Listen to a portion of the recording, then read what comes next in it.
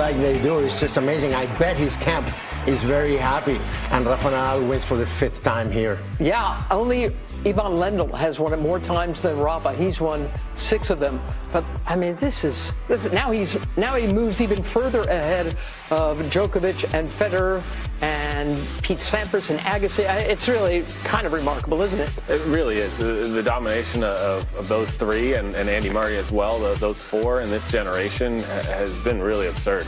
Speaking of Andre Agassi, first time Rafa won a hardcourt title, it was against Andre in James 2005. I remember that very well because I ended up playing Rafa a few months later and I ended up calling Andre for the scouting report, and I didn't know I'd been off the tour for most of 2004 when Rafa was kind of on his rise, and I said, well, who is this kid? Andre's going to obviously beat this kid. He's 19 years old, and little did I know this is going to be one of the best of all time. That's really something. It's the first title he defends. It's the title that he has won the most outside of the clay court. So he's owning Canada. He loves it. Can I just say, so this tournament, the Montreal tournament, historically and especially this year, it's the fastest hardcourt tournament. Why is Rafa Nadal great on a fast hardcourt? You'd think he'd like it slower, higher bouncing.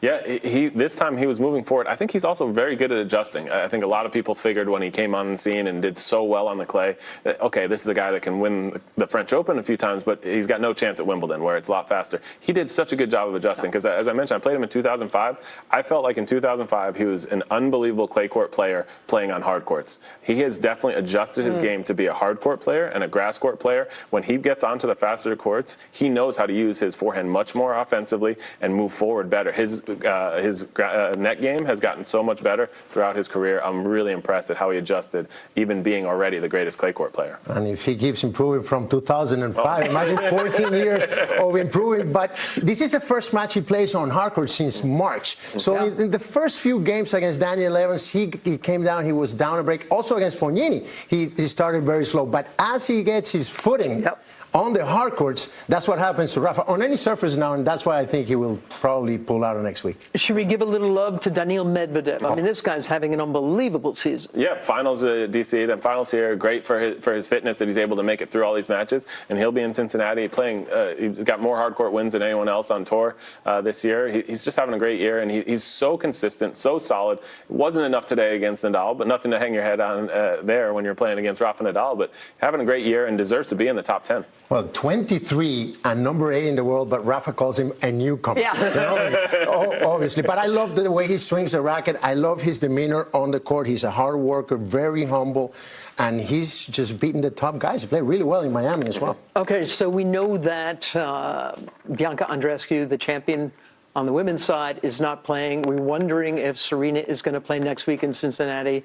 We're hearing unconfirmed reports, are not official yet, that Rafa has decided to pull out of Cincinnati. If he, in fact, does that, is that a good idea?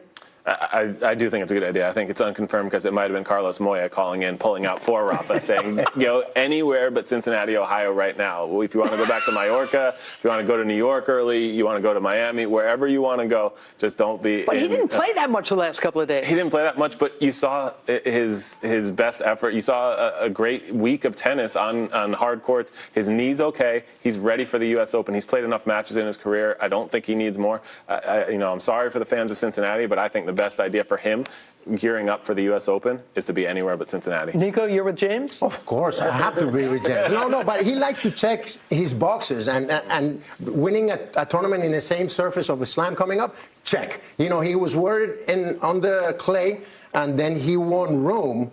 And winning Rome, he gets to Paris and he goes, at least I won a tournament. Come on, you need to win more tournaments. You need more. But now he's won a tournament on this surface. He's ready to go. I wouldn't go. I would do the Carlos Moya. We're calling it a Moya.